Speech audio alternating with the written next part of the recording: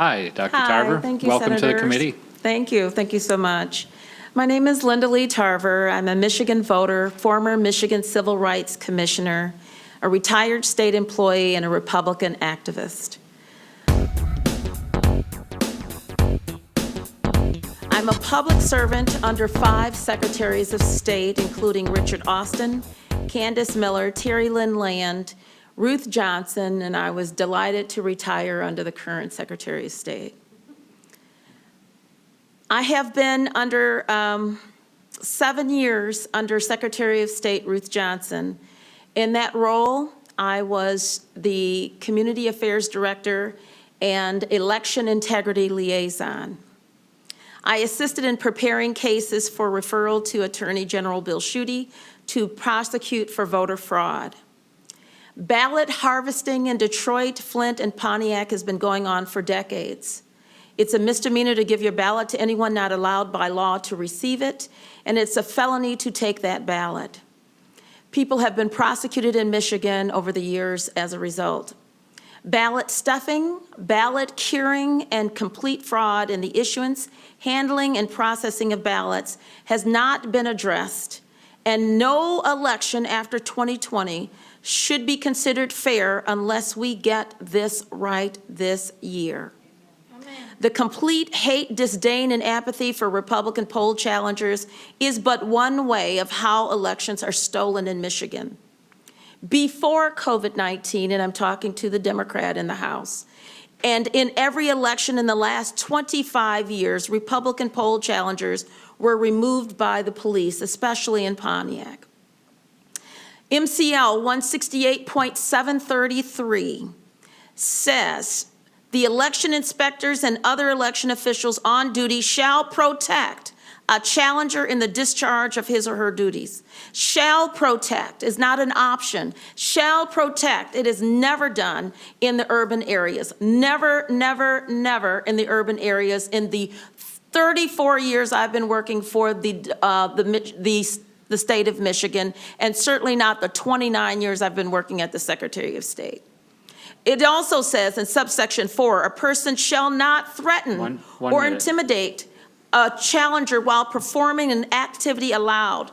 You shall not threaten or intimidate. It is a misdemeanor for what they have done, these inspectors, to continue to intimidate and throw out Republican poll challengers. It has been going on too long. 71% of Detroit precincts, our largest city, cannot be recounted. As always expressed as minor clerical errors, these are not minor. There are touch points in the process for these ballots to be, and the accounting to be done, those ballots to be opened. In order for this fraud to be corrected, we need a complete audit. You need to have optics on it. This has always been done in communities of color. It needs to stop. Enforce the laws and ensure, bring in independent inspectors. And I'll be happy to answer any questions. Thank you, Dr. Tarver. Any members have a question? Senator Tice. Thank you, Dr. Tarver. I appreciate you coming, and I appreciate your testimony. Also very compelling. Do you have, when you speak about an audit and a complete audit, what would you see as the appropriate type of audit? Would it be a forensic audit? Would it be a hand recount of ballots? What would you like to see done? 71% of Detroit cannot be recounted, which means that the boxes that the ballots are in cannot be opened. 71% is egregious, and it happens in these communities of color. So if you cannot recount it because of a, quote, clerical error, according to Secretary Benson, these are not clerical errors. These ballots are hidden in. You can hide them in there until you're able to open them. There are processes that have been allowed so that when you cannot balance your precinct, you can go to a counting board or a board to evaluate them. At that time, those errors are supposed to be fixed, and they can open up the ballots. The only way to open up the ballots right now to get your ideas on it is for you to do a complete forensic audit that needs to be done to open up those ballots. Because a recount is only going to get you 71% of the ticker tape that says, these are the numbers, and there are bad ballots inside. You cannot look at the ballots if you do a recount. You need an audit in order to do a forensic audit to look at those ballots. Some absentee ballots that were coming in were not even folded. How do you have a pristine, flat ballot without being folded if it was an absentee ballot? And therein lies some of the problems. And once it goes into the machine multiple times, you cannot open up the case. If you put the wrong number on the seal, you can't open it up. If you put in, it doesn't balance, you can't open it up. And so there's problems with what's going on. We need to open up those ballots for the integrity, because we cannot move forward in any further election. Can I ask a follow-up? So I am curious, because I understand that a lot of them didn't balance. What is the appropriate process once you get done with the election and you've done the ballot count and you realize that they're not balancing? What would the appropriate process be right then? The precinct inspectors or the precinct captain who is supposed to be trained are supposed to contact the clerk's office if there's any problem with balancing. You're supposed to know and have your hand on how many provisional ballots, how many spoiled ballots, where are the missing ballots, what's going on. You're supposed to take care of it at the precinct level and then close your precinct. But if some reason you're not able to, there's a counting board where you take your ballots to turn them in to say, I testify that I did this and I've got my paperwork, I've got my poll books, I've got the notes written down in the poll books or in our electronic poll books. And that counting board is supposed to say, you're not in balance. Let us open up that container and make sure those poll books we can look at the ballots. We physically can look at them. But in these urban areas, they're lazy and they're not taking this, the civic right very seriously, or their duties very seriously. They take an oath when they do as a precinct inspector. They are not taking it seriously and have not for years. And the apathy toward the official duties here has become egregious, because once they decide not to balance that precinct, then it goes through and you have the hot mess that you had, where you have these canvassers, board of canvassers, 4 people that is supposed to amend that hot mess. Flint has never been able to balance. Never been able to balance, and there's touch points across where they have the ability to open that up, to do a quote, honest open of the ballot itself, the container itself. If you're not able to open that container up, which after it leaves the counting board, you're not able to do it unless you get a court order or an audit. And no one has been brave enough to do it. 71% of Detroit cannot be recounted. We have nothing. And when we did a recount before, we saw some of the most egregious things when we looked through and did recounts before in Detroit. There's some things in there that should never have been in there. And that is what I'm telling you about when you're able to open up those ballot boxes. But it is not going to be at the Detroit canvasser level, and certainly not at the Michigan State Board of Canvasser level. Thank you, Doctor. Thank you. Thank you, Senator Tice. Vice Chair Irwin, please. Thank you, Mr. Chair, and thank you for your testimony. Thank you. Just a couple of questions for you Sure. that I'm going to ask you based on the fact that you've been around for a while, you've been an activist, you work for the Secretary of State's office, so that's why I'm going to ask you these things. I think my first question is, are you aware that there are audits done on past elections, and in any of your official or unofficial capacities, did you ever have the opportunity or cause to review those audits that looked into things like dead voters and all that kind of stuff Yes. that we've done in the past? Yes. Okay, and did you find that the answers to those questions were that, in fact, these were clerical errors in previous audits that have been done by the Legislative Auditor General and been before this committee in the recent years? So I've worked with Chris Thomas for years, And I've submitted some illegal stuff that I felt was illegal to them to investigate, and they were investigated. How they remedied it was not according to what I felt was necessary. There have been clerical errors, if you call it clerical. The law concerning your ability to be a precinct inspector, a poll worker, is that you have to have a sufficient clerical acumen in order to perform the duties, which means you should be able to read and write and add and subtract. And you should be able to perform the duties without any inhibitions. We know that there are over 500 precincts in Detroit, and many of the people who will come and get trained, some of them will not show up. But the ones that do show up, they are not given sufficient training on how to legally perform the duties that they have. However, if they are told that the challenger is the enemy, this person standing behind you is the enemy, and they have not been told that the person behind you must be protected, you will not be able to address some of the oversight, laziness, ignorance of the law, ignorance of the process, and lack of training. And so one of the ways that ballots are the election fraud occurs is when you have workers who are not properly trained. And that's where we are finding is lack of training. They're in a hurry. They're not sure what to do. But those clerical errors are mixed with clerical errors, but a lot of them are considered fraud. I would have referred all of them to the Attorney General if it were me. But Chris Thomas and others decided not to. They tried to remedy those things as best they can, but unless you put the full faith into the law and start prosecuting people, we will continue to see what we've been seeing. 71% of Detroit cannot be recounted.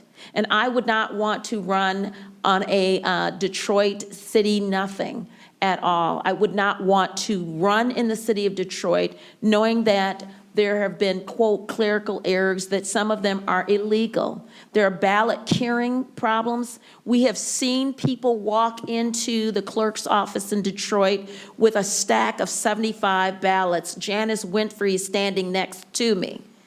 And this guy is not related to all of these people. He's not a postal worker, nor does he work for the clerk's office. These are ballot harvesting has been going on. Inez Brown in Flint has been, the clerk of City of Flint has been complaining about it. These are not clerical errors. These are what's been allowed. And when you have drop boxes for all of these urban areas to make it convenient, you do not have the ability to check the drop box that I'm putting in 50 ballots. If you don't compare the signatures, you toss the signature out. You don't compare the signatures, you're supposed to. It's in the law. We are not following the law, and we are not following it in every election. And the larger the jurisdiction, which are people of color, people who look like me, the more fraud that can be inserted into stealing an election. And that is a problem, and we need to stop it. Okay, I almost am afraid to ask another question. Ask the second question. You've read the audits, you've seen them. We both read the audits. They know me, so. Yeah, I know. I'm glad we both read the audits. I just I'm want to keep very putting it out passionate. there that, in fact, Yes, it is thank part you. of Michigan election law that we have Yes. audits, and those audits have been done in recent elections, and they'll be done after this one as well. And, you know, I just want to put that out there. And then also, you know, one of the things you You're said that I talking about a really agree with you. post-election, that's right. yes, but That's what the law says. they're insufficient. I appreciate your They're position. insufficient for what the purpose is. I'm asking for a forensic audit of the election itself, looking for the fraud and illegal votes. Yes, and I'm wondering why the Trump campaign didn't want to do a recount, which would have been the normal process. Why But let would me you ask my second recount question. 71% of the votes cannot be recounted? You know what, that's a problem. I want to agree with you on I'm just that. telling you, I'm trying to why build up waste- to agreeing with you. Why waste your money and time? It costs money to do a recount. Why waste your money when 71% of the votes that you need to look at physically cannot be even seen? Okay, That and that builds up to my next 29%, question. I'm not paying $2 million or $4 million for 29% of the ballots that can be counted, because Okay. the rest of them cannot be counted. That's one of the reasons why I voted against the changes to the recall law that made it so onerous and difficult for people who wanted to look into these issues. Open up However, the ballots. The Yes, sir. issue that you mentioned that I just want to highlight for the committee, because I really agree with you on this, is that, you know, when you have a situation where there's a discrepancy at that precinct, those precincts should be recountable. And we need to find a way to make that so. And I think that what you're going to find here in Lansing is that there are a whole lot of Democrats who are going to agree with that. We want these ballots to be looked at. We want elections to be run in a safe and secure manner. But the problem is that this legislature has been controlled by Republicans since the 80s.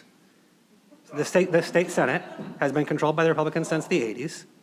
And so my question to you is, after the 2016 election, when we saw the problems that we saw that you just hinted at, when we had agreement apparently between a lot of folks about the fact that these precincts should be recountable, why did we see no changes in the law to address any of these issues while we had a Republican governor, a Republican House, and a Republican Senate?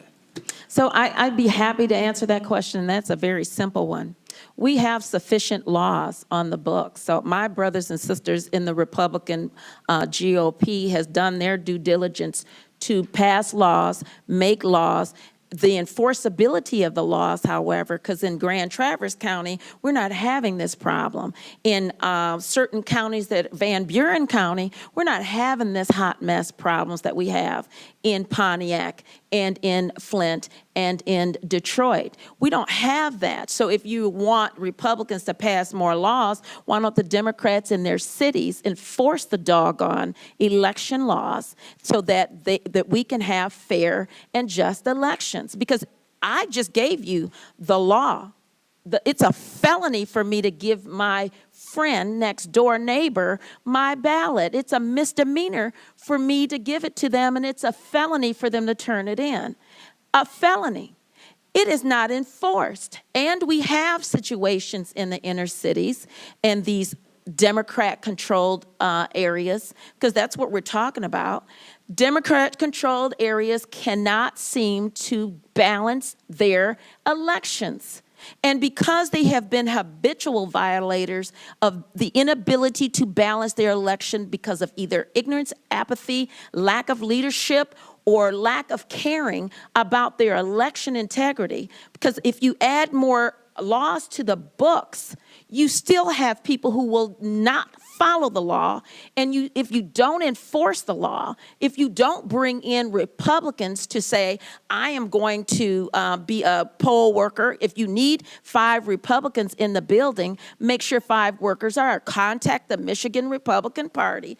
Ask them for 5 people or 25 people or 200 people to work it. And then when the challengers come in, you protect them. You don't put them out. You don't call the police on them. You're supposed to protect them according to the law.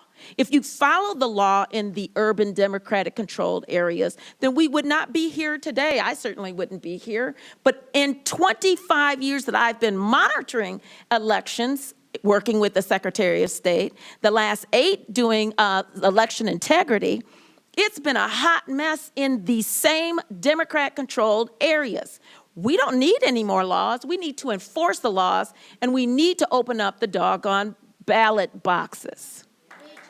But we are agreed that we need to change the laws on recounting precincts. We do agree that we need to change the law on recounting precincts, right? Pardon me? We should change the law on recounting precincts. That was the subject of my question. We're not changing the laws for recounting. You went on a nice political screed, but the question was about that specific law, allowing the recounting of imbalanced precincts. No, we're not. Let's change that law. We're not trying to talk about recounting for imbalanced precinct.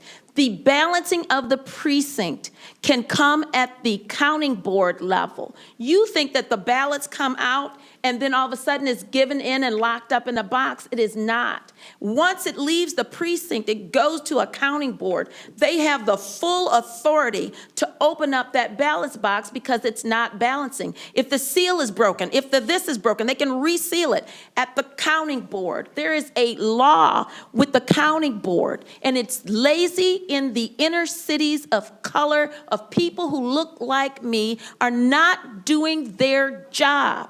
And it needs to be done so that we can count 100% of the precincts instead of 29%. That's what needs to be done, is to make sure people are doing their job. You won't get that in an audit. What you will get in the current fake audits that we've been having and these fluff audits that we've had right now, you will get, well, these can't be recounted, so okay, so we can't do that. here's what we can. You'll get an audit of the 29% in Detroit that can be recounted. That's all you're going to get. Because we need to see the 71% of the fraud that has been locked up and will be destroyed after so many years. That's what we need to see. Thank you, I'll take Senator. any other questions. Thank you, Senator Irwin. Senator Lucido. Thank you. Thank you, Mr. Chairman, and thank you, Dr. Tarver. I got to tell you, I can't agree with you more. My whole problem is sitting in this chair today and leaving the Senate to go prosecute those crimes. Why was it when the Secretary of State, which you were there how many years? I've been with the Secretary of State 29 years. Almost 30 years. And we've been in this room here over 6.5 hours, and the irony is it's about the same issue. If the people are doing their jobs and the integrity of the vote is being respected, we wouldn't be in here today. That's right. 2 is 71% can't be counted because Of fraud or apathy or incompetence or clerical error or all of the above. So we did some testimony, and the chairman was gracious enough to bring in 3 separate identifiable clerks from 3 separate identifiable counties. We asked these questions. How many of the ballots weren't signed that you didn't count? How many didn't look like signatures? I mean, we went into the deep dive because there's so many people that are so disenchanted. I don't want them to give up on the vote. I want them to remember that people sacrificed their lives for these amendments. People who look like me died to get the right to vote, and I'm telling you, it is sacred. And this discriminatory practices with women not getting the same right that men years ago. If it's a felony, it's a felony. If it's got to be prosecuted, it should be. Otherwise, the whole fabric of this entire nation falls apart. Discrepancies in the precincts, I get it, to my colleague up here. If you're going to have discrepancies, it's if it's an easy fix. But I'm not hearing things from all over the state. I'm hearing them in segregated areas, and I think you are targeting these areas by saying people are either inept to do their job or they don't care about doing the job. They have either been instructed not to care or have been allowed to, over the decades, not to be held accountable for the lack of accountability in the sacred vote. When you have gone so many years, people do not want to be called racist. Right. And if you're going into urban areas, in particular Detroit, you're hearing, why are you trying to disenfranchise the black vote? Yeah. You are racist, racist, racist. I think this, and I But would- that has been the mantra to allow for the 71% of no accountability when we have safeguards in place to ensure the balancing of the precinct and the seal that is not broken. Dr. Tarver, those ballots are not of color. They I are, agree. they are one color, That's right. and they go in and they have parties on them. And the disrespect that I've heard throughout the process in Wayne County, in Detroit, only leads me to believe that even an audit process, and I got to ask this question, if 71% can't be counted, Cannot. the audit process to spend the kind of millions of dollars that it would take, and I really don't even know what CPA firm or what firm would do an audit. Have you, in your almost 30 years with the Secretary of State, could you identify a firm that specializes in election audits? We'd have to bring in the federal government. The forensic audit that is needed Yep. is not going to be what has been done in order to open up those ballot boxes, which we need to. So That's where we need to open up the ballot boxes. if this has never been done, if this has never been done in the history of this country, I'm asking this question. Does the legislature cumulatively or collaboratively work on a standard that would be the audit process, because the next thing I see is that there's going to be debate over the audit process. I don't see the legislative body, this body, passing any law to change anything, because must balance is not going to force Detroit to balance. Must balance is not going to force Inez Brown, the city clerk of Flint, to balance. Must balance, she has never been able to balance since she's been an election clerk there. So she's never balanced. Pontiac won't balance. There's a few other places, mostly urban areas, that will not balance. And they don't have to be as large as Detroit. They just won't balance. And if we don't have a mechanism in place, because once you pass a law that says we're going to do this, it is not going to be heeded, because then if you try to enforce it in the urban areas, you'll be considered a racist. You'll be considered disenfranchising the voters. You're just trying to check on us. Oh, black folks from Detroit need to have our whatever 71%. If you can't count it, you can't count it. And this Secretary of State will call it small clerical errors. And that is the mantra and talking points that should not be done. This is not a small clerical error. If there is fraud in those 71%, they need to be opened. Open the boxes. And that's going to be the new mantra, hashtag open the boxes. Mr. Chair, I just have we're going to get down and drill down on this, but the reality is I don't think my colleagues on the opposite side of the aisle feel any differently. I think, to Senator Irwin's point, all of us want the integrity, the respect, and trust. Otherwise, we sitting here as lawmakers make no sense if the vote doesn't count and it doesn't accurately reflect what's going on. But That was certainly the sentiment expressed at our joint committee's first meetings by all members. And at the end of the day, though, if we don't have the capability of resurrecting this wrong to accurately reflect what the vote is, how did it get so disenfranchised that we all are sitting here today hearing ballots brought in at 4 in the morning? I must have heard it 20 times, maybe more. Ballots that were going through and counted 8 times. Ballots that weren't signed going through, or the signature appeared, or the date, 1900. Oh, yeah. The constitutional issue, and the constitutional issue that the president is arguing, which is a valid one, is that the equal protection under the law, it's required under the Constitution. And this is the president's argument.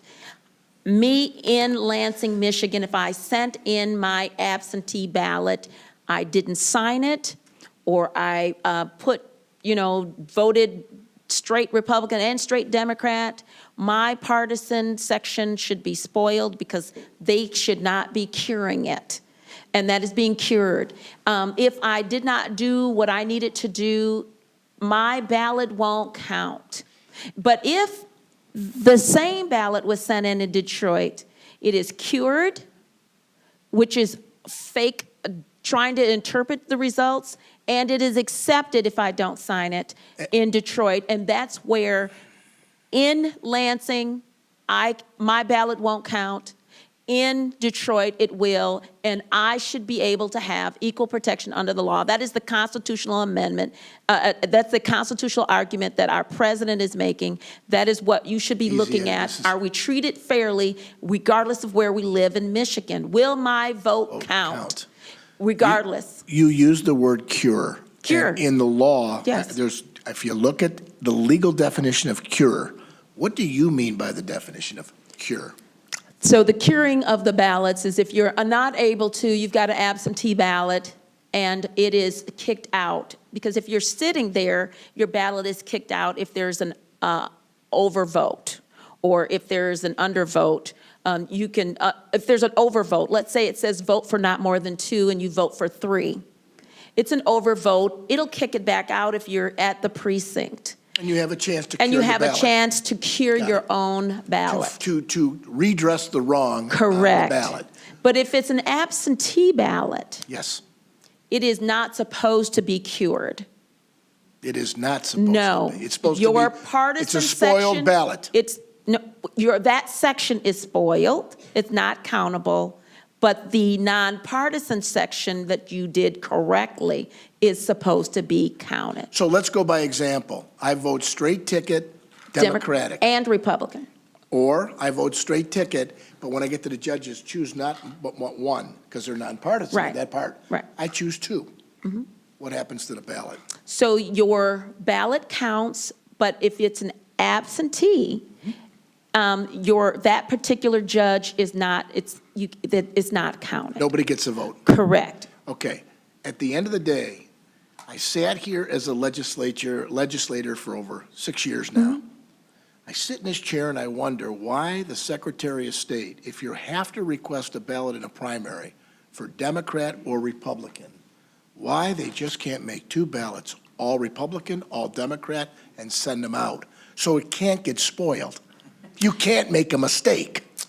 You can't go across the center line. That is what occurs during the primary. So each group, Republicans and Democrats, get it. decide who's going to be on their ballot. But if you don't want the ballot to be spoiled and not counted, and you want your vote to count, and You can split your ticket in the general. But I'm Correct. saying in the primary, do you see why, if I'm asking for a Democratic or Republican? No, I would agree with you. I Because would agree now with it's an you. impossibility to spoil that ballot. That's only in the primary. Primary, right. But that brings the next level of seekers to move to the general.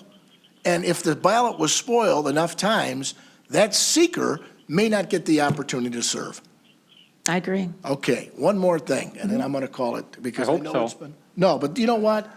I'm tired of sitting here and trying to I'm defend just giving you a hard time, Mr. Vice Chair. Just go ahead. Give him all the time he wants here. 71% You're not not being stuck able here. to be counted, which means 71% not being able to be recounted. do we ever get the opportunity to find out what the You hell will- happened? You will never know what is actually in that box, in the ballot box.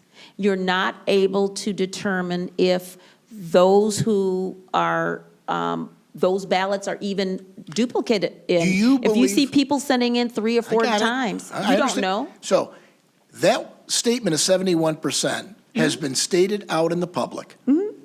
You are aware, being with the Secretary of State's office, 29 years, that's a long time.